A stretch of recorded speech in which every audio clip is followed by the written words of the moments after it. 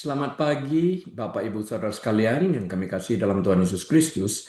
Selamat berjumpa kembali dengan kami dari Restoration Christian Church di Los Angeles. Saya Harli, Gembala Sidang.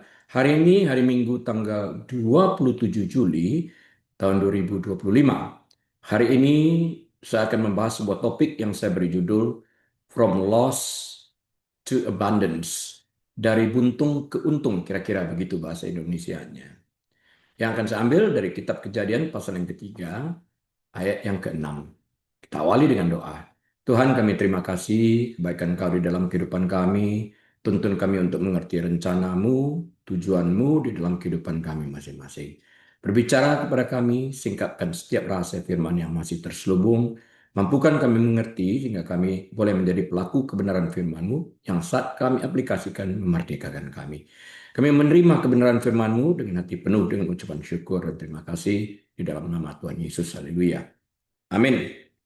Baik, Bapak Ibu Saudara sekalian, saya bacakan ayat dari kitab Kejadian pasal 3 ayat 6 dan Yohanes 10 ayat 10. Kejadian 3 ayat 6. Perempuan itu melihat bahwa pohon itu baik untuk dimakan dan sedap kelihatannya.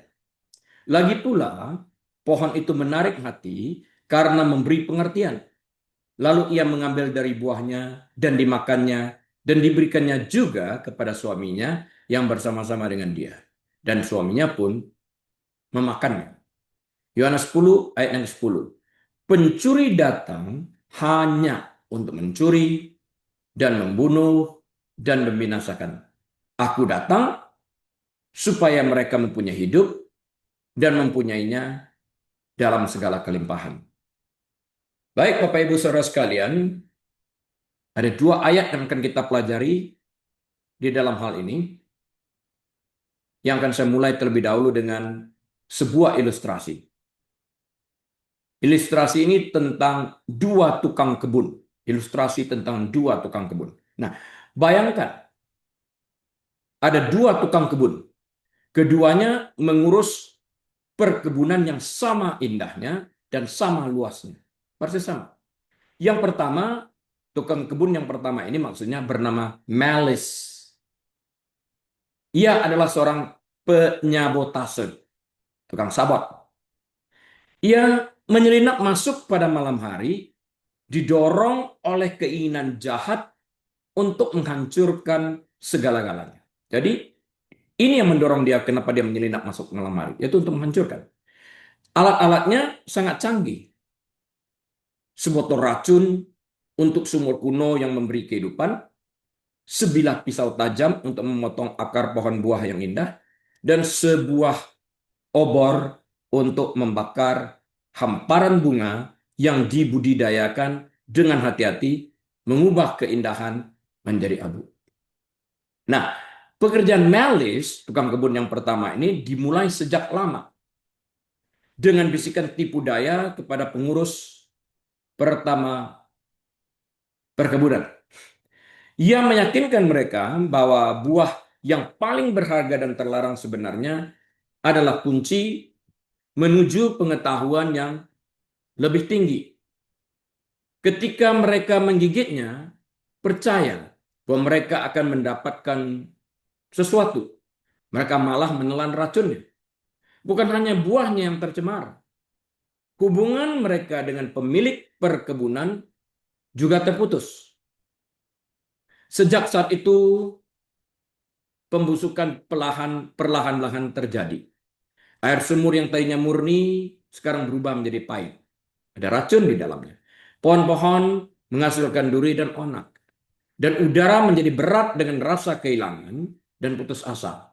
Misi Melis, tukang kebun yang pertama ini, dulu dan sekarang jelas. Mencuri vitalitas perkebunan. Membunuh kehidupan yang berkembang pesat dan menghancurkan harmoni bawaannya. Nah, namun ada tukang kebun yang lain, tukang kebun yang kedua. Tukang kebun yang kedua ini bernama tukang kebun kehidupan. Yang pertama tukang kebun Melis, penyabotase. Tukang kebun yang kedua ini adalah tukang kebun kehidupan. Nah, tukang kebun yang kedua ini, kehidupan, ia datang bukan secara diam-diam seperti Melis yang menyelinap masuk ke dalam perkebunan tersebut dengan maksud yang jahat. Nilai-nilainya juga jahat tentang kebun tersebut. Adalah tukang kebun kedua, yaitu kehidupan, ia datang bukan secara diam-diam, tetapi secara terbuka dan memancarkan kehangatan dan tujuan untuk mengembangkan, untuk membawa kehidupan. Ia melihat kehancuran yang ditimbulkan oleh Melis, tukang kebun pertama. Tanaman yang layu, tanah yang gersang, peralatan yang rusak, berserakan di mana-mana. Kehidupan tukang kebun yang kedua ini tidak hanya menilai kerusakan, ia secara aktif melawannya. Ia mencelupkan tangannya ke dalam sumur yang beracun, dan saat ia melakukannya, air sebening kristal mulai mengalir keluar. Lebih murni dan lebih melimpah dari sebelumnya. Ia dengan lembut mencangkokkan cabang-cabang baru yang lebih kuat ke pohon-pohon yang sekarat. Tidak hanya memulihkan kesuburannya, tapi juga menyebabkan mereka menghasilkan panen yang belum pernah terjadi sebelumnya, melimpah. Di tempat Melis terbakar, kehidupan tukang kebun yang kedua ini bercocok tanam, mengganti abu dengan bunga-bunga yang sangat indah dan harum semerbak. Nah, tujuan hidup dari tukang kebun yang kedua ini adalah perlawanan langsung terhadap kehancuran yang ditimbulkan oleh Melis, tukang kebun yang sabotase tadi. Ia datang untuk memberikan kehidupan pada perkebunan, pepohonan yang ada di sana. Bukan sekedar bertahan hidup, bukan. Tetapi kehidupan yang berlimpah. Setiap tindakan pemulihan, setiap tunas baru, setiap tetes air manis dari sumur adalah bukti misinya untuk merebut kembali apa yang telah dicuri, menghidupkan kembali apa yang telah dibunuh, dan membangun kembali apa yang telah dihancurkan, membawa perkebunan ke keadaan yang berkembang melampaui kejayaan aslinya. Nah, di sini ada korelasi yang mendalam yang dapat kita temukan saat kita membaca Kejadian 3:6 dengan Yohanes 10 ayat 10. Dan ayat ini kita melihat ada dua ayat, ya. Kejadian 3:6 dan Yohanes 10 ayat 10. Jadi dua ayat dengan satu narasi. Dua ayat dengan satu narasi. Dan hari ini kita akan membahas narasi dari kedua ayat tersebut. Sekilas, Kejadian 3 ayat 6 dan Yohanes 10 ayat 10 tampaknya seperti ayat-ayat yang tidak saling berhubungan, dipisahkan oleh ribuan tahun sejarah dan konteks sastra yang sangat berbeda antara Perjanjian Lama dan Perjanjian Baru. Kejadian 3 ayat 6 mencatat momen penting dalam bab-bab awal sejarah manusia. Itu Kejadian 3 ayat 6. Apa yang terjadi pada awal sejarah kehidupan manusia ini di Taman Eden. Keputusan yang menyebabkan kejatuhan manusia terjadi di sana dalam Kejadian 3 ayat 6 ini.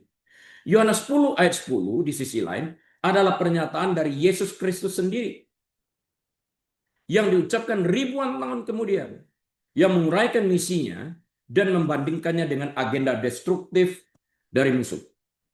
Namun, pemeriksaan yang lebih dalam mengungkapkan korelasi yang rumit dan mendalam antara kedua bagian ini.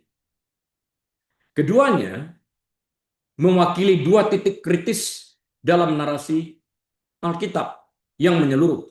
Nah, asal mula masalah mendasar bagi umat manusia dan solusi ilahi untuk masalah itu. Pembahasan firman Tuhan pagi hari ini akan membahas bagaimana akibat yang dimulai di Kejadian 3:6 secara langsung ditangani dan ditanggulangi oleh tujuan yang dinyatakan dalam Injil Yohanes pasal yang ke-10 ayat yang ke-10 yang menggambarkan gambaran nyata tentang kondisi manusia dan rencana penebusan Allah. Nah, Kejadian 3:6 adalah tentang asal mula kehilangan. Kejadian 3:6 sekali lagi berkata, perempuan itu yang dimaksud adalah Hawa melihat bahwa pohon itu baik untuk dimakan dan sedap kelihatannya. Lagi pula pohon itu menarik hati dan memberi pengertian. Lalu ia mengambil dari buahnya dan dimakannya. Dan diberikannya juga kepada suaminya yang bersama-sama dengan dia. Dan suaminya pun memakan dia. Jadi kalau kita lihat di sini dalam konteksnya, tiga hal yang penting kita dilihat di sana.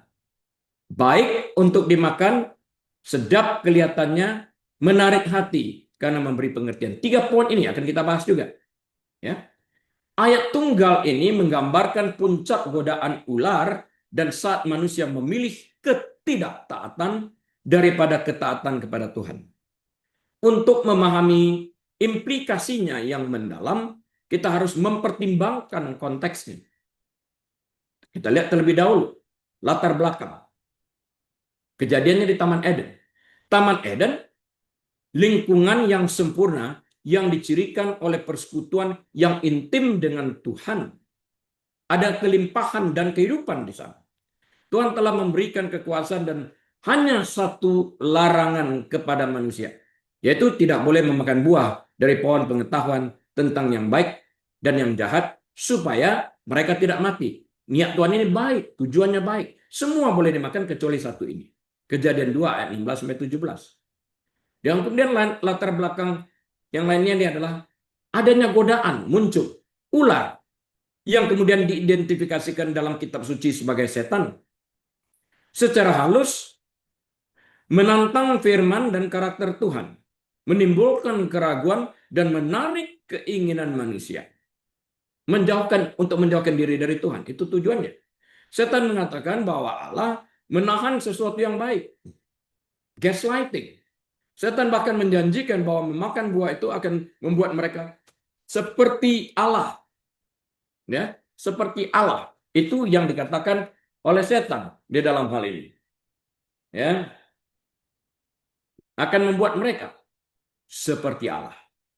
Mau dong? Kan itu gambaran yang ditawarkan mereka. Seperti Allah maksudnya apa? Seperti Allah tahu tentang yang baik dan yang jahat. Kejadian 3 yang kelima. Nah, kemudian dalam konteks yang sama dalam ayat yang sama ini, kita melihat lagi adanya pergumulan batin dan keputusan Hawa. Ayat tersebut menyoroti proses berpikir Hawa. Memecahnya menjadi 3 aspek menarik dari buah terlarang yang mencerminkan keinginan daging, keinginan mata, dan gangguan hidup. Itu ada dari ayat yang saya sebutkan tadi. 3 hal ini. Supaya yang disebutkan dalam 1 Yohanes 2 ayat 16 dalam perjanjian baru, keinginan daging dan keinginan mata dan serta keangkuhan hidup. Nah, ini ada di dalam Kejadian 3 ayat yang ke-6 tadi. Poin-poinnya tadi saya sebutkan secara singkat, akan kita pelajari lebih detail di dalam hal ini. Baik untuk dimakan, ini keinginan daging. Itu menarik selera alami yang menunjukkan manfaat fisik. Baik untuk dimakan, keinginan daging. Kemudian sedap kelihatannya, ini menyenangkan mata. Keinginan mata. Daya tarik visualnya, menarik perhatian dan keinginan. Yang ketiga, menarik hati karena memberi pengertian, keangkuhan hidup. Ini adalah daya tarik intelektual dan spiritual. Janji pengetahuan yang lebih unggul dan kemandirian menjadi seperti Allah. Kamu akan menjadi seperti Allah, tahu yang baik dan yang jahat. Bisa independen. Kamu nggak perlu Allah. Menjauhkan diri dari Allah. Ini tujuan daripada iblis. Kalau sudah sama seperti Allah, ya nggak perlu Allah. Kan itu tujuan. Cuma terselubung maksudnya ini. Karena itu dia menyelinap masuk pada malam hari di kebun itu. Dan pikiran manusia itu ibaratkan kebun. Apa yang kita tanam di sana, kita menentukan. Apakah kita menanam sesuatu yang baik, yang bermanfaat, yang berguna bagi orang lain dan bagi diri kita, untuk dia enjoy buahnya, atau sesuatu yang jahat. Pilihannya ada pada kita. Apa yang kita izinkan tumbuh di dalam kebun kita, alam pikiran kita ini. Saat ini saya ingin memberikan sebuah ilustrasi tentang sumur beracun. Bayangkan, sebuah desa yang murni dengan satu sumur, pemberi kehidupan yang menyediakan air murni dan yang menyegarkan. Pemilik sumur yang sangat peduli pada kesehatan penduduk desa menetapkan satu aturan sederhana. Jangan minum dari mata air kecil yang indah di sudut taman. Jangan. Karena airnya meskipun tampaknya menarik, sangat beracun. Itu permintaannya. Ya, sumur pemberi kehidupan boleh di sana, ambil air. Sepuasnya. Keputusan Hawa dalam Kejadian 3:6 mirip dengan penduduk desa pertama yang diyakinkan oleh bisikan yang menipu, memanipulasikan dia, menyesatkan dia. Secara sadar memilih untuk minum dari mata air terlarang itu, dari pohon terlarang itu. Percaya bahwa mata air itu akan memberikan kekuatan atau kesenangan khusus meskipun ada peringatan yang jelas. Tindakan ini yang tampaknya kecil mencemari seluruh persediaan air desa. Memicu serangkaian penyakit dan kematian. Ini bukan hanya tentang memakan buah dari pohon pengetahuan yang baik dan yang jahat. Ini tentang perubahan mendasar dalam kesetiaan dan pengenalan prinsip yang merusak. Konsekuensi langsung dan jangka panjangnya sebagai berikut. Tindakan yang dijelaskan dalam Kejadian 3:6 menimbulkan konsekuensi yang menghancurkan, baik langsung maupun lintas generasi. Kita lihat yang pertama.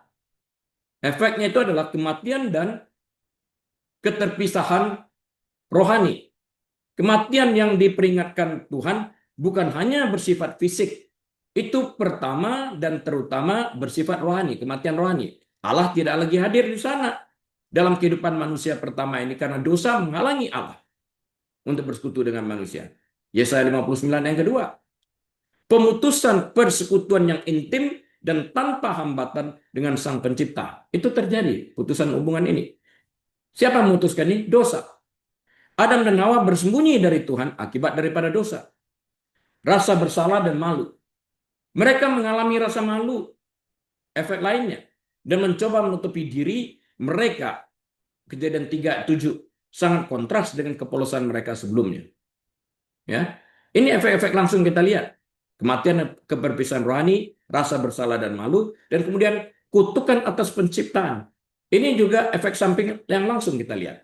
Tanah dikutuk, mendatangkan kerja keras dan kesulitan. Kejadian 3 ayat 17-19. Dan kemudian efek lainnya yang langsung adalah hubungan yang rusak, relationship yang rusak. Perselisihan memasuki hubungan manusia. Kejadian 3 ayat 12 dan 16. Kematian fisik, meskipun tidak setia, kematian fisik menjadi akhir yang tak terelakkan bagi umat manusia. Kejadian 3:19. Pengusiran dari Eden. Mereka diusir dari Taman Eden. Mereka kehilangan akses kepada pohon kehidupan yang memastikan kefanaan mereka. Mereka kehilangan tempat berpijak di Taman Eden. Mereka kehilangan akses kepada Tuhan. Mereka diusir dari sana. Sakit rasanya. Karena sekarang tidak ada lagi pohon Eden, Taman Eden, bukan pohon Eden, Taman Eden di dalam kehidupan mereka. Kenangan yang sudah berlalu. Nah, intinya Kejadian 3:6 menandai momen ketika manusia yang dipengaruhi oleh tipu daya dan keinginan diri sendiri membuka pintu menuju penderitaan, kerusakan, dan kematian secara rohani, relasional, dan akhirnya fisik. Itu adalah titik masuk bagi semua yang bertentangan dengan rencana baik Tuhan. Jadi kalau kita memutuskan untuk tidak setia, rebel terhadap Tuhan, hal-hal begini dapat terjadi di dalam kehidupan kita. Sengsara kehidupan itu. Nah, sekarang mari kita bahas Yohanes 10 ayat yang ke-10 yang merupakan pernyataan atas kehidupan. Yohanes 10 ayat 10 mengatakan, pencuri datang hanya untuk mencuri dan membunuh dan membinasakan. Aku datang supaya mereka mempunyai hidup dan mempunyainya dalam segala kelimpahan. Pernyataan Yesus yang penuh kuasa ini memperkenalkan kontras yang mencolok antara dua kekuatan yang berlawanan dan misi mereka masing-masing.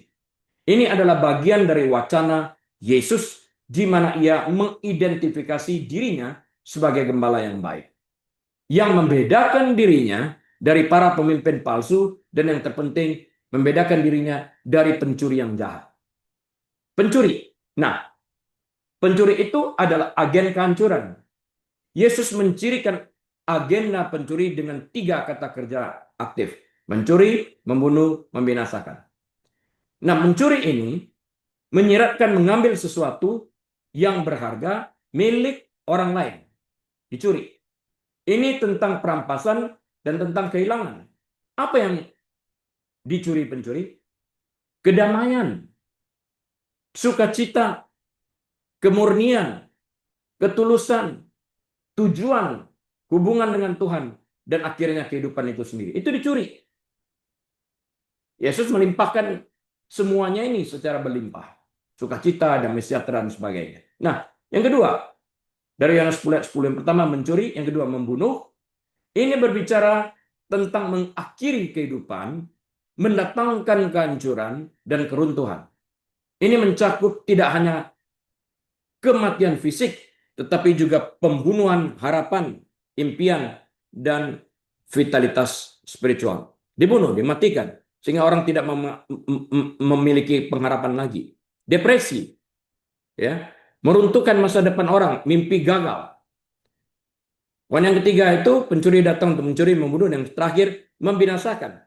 Ini mengacu pada pencopotan, perusakan, dan pemusnahan. Ini tentang menjadikan sesuatu tidak berguna atau tidak ada.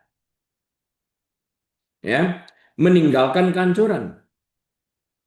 Ini adalah tindakan menyeluruh untuk membatalkan dan meniadakan. Saya membuat catatan di sini. Apa yang dicopot? Apa yang dirusak dan dimusnahkan? Yang dicopot, dirusak, dan dimusnahkan adalah hak atas Taman Eden. Hak atas kehidupan. Upah dosa adalah maut. Hak atas relationship dengan Tuhan. Dosa menjauhkan manusia dari Tuhan. Sekarang mari kita lihat ilustrasi berikutnya. Sang penyabot ini. Perhatikan. Seorang penyabot yang menyusup ke dalam masyarakat yang makmur dan harmonis. Misi mereka tepatnya adalah mencuri, membunuh, dan membinasakan. Mereka mencuri sumber daya penting, membunuh tanaman dan ternak, dan menghancurkan infrastruktur yang tersusun rapi. Kehadiran mereka mendatangkan kelaparan, penyakit, konflik, dan akhirnya kehancuran total masyarakat. Penyabot ini murni parasit. Kehadiran mereka untuk merusak dan memusnahkan segala sesuatu yang baik. Dalam Yohanes 10 ayat yang ke-10, Yesus mengidentifikasi setan sebagai penyabot ini yang beroperasi dengan agenda yang sama sekali bertentangan dengan kehidupan dan kemakmuran. Tujuan Yesus memberikan kehidupan yang berkelimpahan, berbeda dengan iblis tadi, mencuri, membunuh, dan membinasakan, menghancurkan, menghilangkan harapan, dan sebagainya. Dia datang untuk memberikan hidup yang berkelimpahan itu, penuh dengan damai sejahtera, sukacita, harapan, dan semuanya.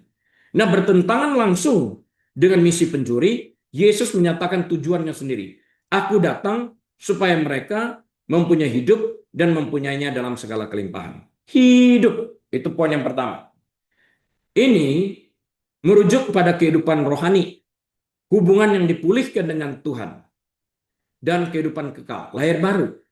Ini adalah antitesis dari kematian rohani yang diperkenalkan dalam kitab Kejadian. Memberikan hidup yang berkelimpahan, kelimpahan. Kata Yunani di sini adalah peresos, berarti berlimpah, berlebihan, meluap, tak terkira banyaknya. Ini bukan sekedar keberadaan belaka, tetapi kehidupan dalam bentuknya yang paling penuh, terkaya, dan paling lengkap.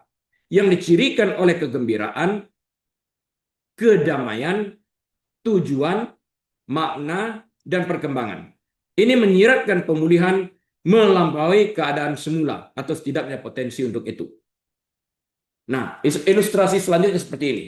Sang pemulih utama, the master restorer, yang tukang restore, yang tukang memulihkan, datang ke desa yang hancur.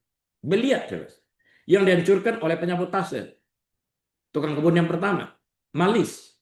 Orang ini tidak hanya membawa penawar racun bagi sumur yang tercemar, tetapi juga mata air segar dan sebening kristal yang mengalir dengan vitalitas yang lebih besar. Ya, diberesin sama dia. Mereka memperbaiki hubungan yang rusak, membangun kembali infrastruktur agar lebih kuat dan lebih indah dari sebelumnya. Mengolah tanah untuk menghasilkan panen yang melimpah. Dan memulihkan harapan dan kegembiraan bagi penduduk desa. Misi sang pemulih utama, The Master Restorer, adalah untuk melawan setiap tindakan pencurian, pembunuhan, dan pembinasan dengan pemulihan, penyembuhan, dan kehidupan yang berlimpah. Inilah inti dari misi Yesus Kristus sebagaimana yang dijelaskan di dalam Injil Yohanes pasal 10 ayat 10. Korelasinya di mana? Narasi terpadu tentang kehilangan dan pemulihan. Korelasi mendalam antara Kejadian 3 ayat 6 dan Yohanes 10 ayat 10 menjadi sangat jelas ketika kita melihatnya sebagai dua tindakan dalam drama kosmik. Dua ayat, satu narasi. Ya. Kejadian 3 ayat 6, titik masuk si pencuri.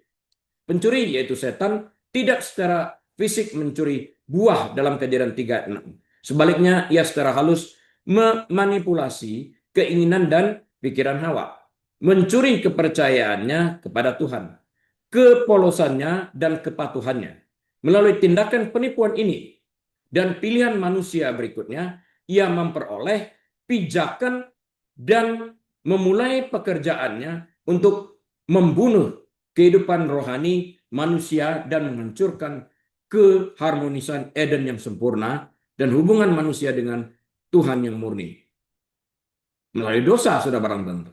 Nah, kutukan di tanah, pengenalan rasa sakit saat melahirkan, perjuangan untuk bertahan hidup, dan kematian fisik yang tak terelakkan adalah semua manifestasi dari agenda destruktif si pencuri yang berakar di dunia melalui tindakan ketidaktaatan awal itu. Pencurian. Apa yang dicuri? Yang dicuri adalah kemurnian hati, ketulusan hati, kepercayaan, persekutuan langsung dengan Tuhan, akses ke pohon kehidupan, kedamaian, dan keberadaan yang bebas dari beban. Pembunuhan. Apa yang dibunuh? Yang dibunuh adalah vitalitas spiritual, pengalaman langsung akan kehadiran Tuhan, kemurnian sifat asli manusia, dan pengenalan mutlak akan kematian fisik. Kemudian pembinasaan. Apa yang dibinasakan? Yang dibinasakan adalah lingkungan Eden yang sempurna, hubungan yang harmonis, Tuhan, manusia, manusia, Tuhan. Itu hubungannya. Dan tatanan ilahi asli untuk ciptaan. Yohanes 10 ayat 10 adalah serangan balik Yesus. Pernyataan Yesus dalam Yohanes 10 ayat 10 bukan sekedar pernyataan tujuan. Itu adalah tanggapan langsung dan kuat terhadap kehancuran yang dilakukan oleh pencuri sejak Kejadian 3 yang ke-6. Segala sesuatu yang ingin dicuri, dibunuh, dan dibinasakan oleh pencuri. Yesus datang untuk menebus, memulihkan, dan membangkitkan dengan hidup berkelimpahan. Di mana pencuri mencari hubungan, Yesus menawarkan rekonsiliasi dan adopsi ke dalam keluarga Tuhan. Di mana pencuri membunuh kehidupan rohani, Yesus menawarkan kelahiran kembali rohani dan kehidupan kekal. Ketika pencuri menghancurkan keharmonisan dan ciptaan, Yesus menjanjikan pemulihan akhir dan langit baru serta bumi baru.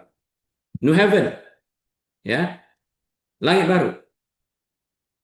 Nah, ilustrasi berikutnya, antidot, yaitu penawar dan mata air yang meluap. Jika Kejadian 3:6 menggambarkan tegukan pertama dari sumur beracun yang menyebabkan pembusukan kehidupan secara bertahap. Yohanes 10 ayat 10 menawarkan penawarnya. Yesus adalah tabib ilahi yang tidak hanya menetralkan racun, tetapi juga menyediakan mata air hidup yang melimpah, yang membersihkan, menyegarkan, dan memungkinkan kehidupan berkembang melampaui keadaan aslinya. Pencuri memperkenalkan kelangkaan, kematian, dan kehancuran. Yesus sebaliknya memperkenalkan kelimpahan, kehidupan, dan keutuhan. Nah, ilustrasi dan manifestasi praktisnya seperti ini. korelasi antara kedua ayat ini tidak hanya teoritis. Hal itu terwujud dalam realitas pengalaman manusia yang berkelanjutan. Pertama, mencuri identitas dan tujuan. Pencuri berusaha mencuri identitas sejati kita sebagai anak-anak Tuhan, menggantikannya dengan rasa tidak aman, perbandingan, dan rasa tidak berharga. Ia mencuri tujuan yang diberikan Tuhan kepada kita, menggantinya dengan pengejaran yang cepat atau keberadaan yang tidak berarti. Namun Yesus memulihkan identitas kita di dalam Dia dan memberdayakan kita untuk menjalani tujuan ilahi kita, memberikan makna dan arahan rohani, dan memberikan makna dan arahan untuk kehidupan yang berkelimpahan, sesuatu yang bersifat rohani. Membunuh harapan dan sukacita. Pencuri, setan, bertumbuh subur dalam keputusasaan, kecemasan, dan depresi. Membunuh harapan dan sukacita melalui kesulitan hidup, kerugian, dan kegagalan. Yesus menawarkan harapan yang hidup, kedamaian yang melampaui pemahaman, dan sukacita yang tidak bergantung kepada keadaan, yang memungkinkan kita untuk mencapai kehidupan yang berkelimpahan bahkan di tengah-tengah pencobaan. Nah, menghancurkan hubungan dan keutuhan. Relationship dicemarkan, akhirnya terputus. Pencuri menumbuhkan perpecahan, tidak memaafkan, menimbulkan kepahitan dan konflik, menghancurkan keluarga, komunitas, dan kedamaian batin. Termasuk kedamaian batin bisa dihancurkan. Yesus melalui teladan dan ajaran-ajarannya memungkinkan rekonsiliasi, pengampunan, dan kasih tanpa syarat yang membawa penyembuhan dan keutuhan bagi hubungan dan jiwa individu yang mengarah pada hubungan yang kaya dan berlimpah. Setiap contoh kehancuran, penderitaan, atau kurangnya kedamaian di dunia dapat ditelusuri kembali ke penyimpangan awal dari kehendak Tuhan yang sempurna, seperti yang tertulis dalam Kejadian 3 yang ke-6, yang dipicu oleh agenda pencurian yang terus-menerus. Sebaliknya, setiap pengalaman sukacita, kedamaian, tujuan, dan kemakmuran sejati adalah gambaran dari kehidupan yang berlimpah yang Yesus datang untuk berikan, yang melawan pekerjaan pencuri. Summary saya seperti ini. Kejadian 3 yang ke-6 dan Yohanes 10 yang ke-10 jauh lebih dari sekedar ayat-ayat yang berdiri sendiri-sendiri. Keduanya merupakan pilar-pilar dasar yang mendefinisikan lanskap spiritual keberadaan manusia.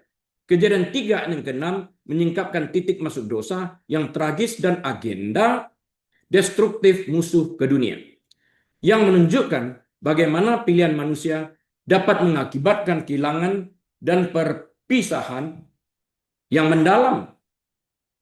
Hal ini menyoroti kerentanan kehendak bebas kita dihadapkan dengan tipu daya yang licik dan konsekuensi mengerikan dari melangkah keluar dari batasan Injil. Sebaliknya, Yohanes 10 ayat 10 berdiri sebagai mercusuar harapan dan tujuan akhir yang cemerlang.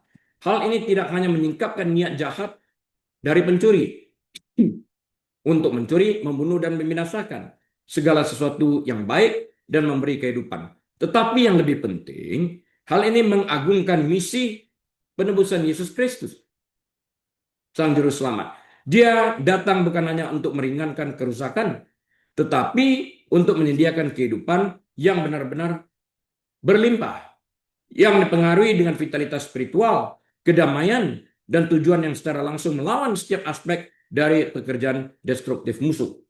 Bersama-sama, ayat-ayat ini menggambarkan narasi agung Alkitab, kejatuhan dari kasih karunia dan janji penebusan akhir.